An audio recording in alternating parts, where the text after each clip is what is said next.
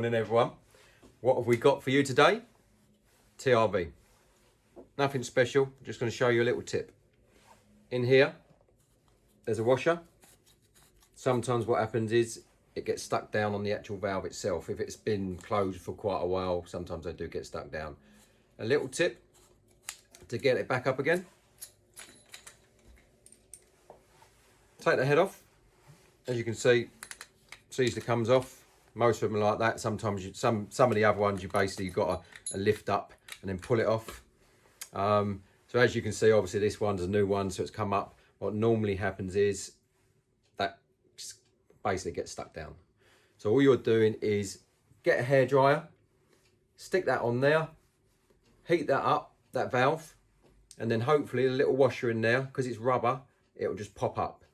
Now, a little tip you can do while you're doing that, you can push it down, up and down with a flat screwdriver. That should then hopefully move it. Sometimes they do just literally pop up.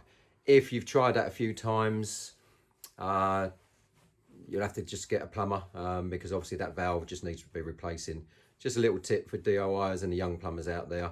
And then after it's sorted, put this on, just thread this down, turn your heating on,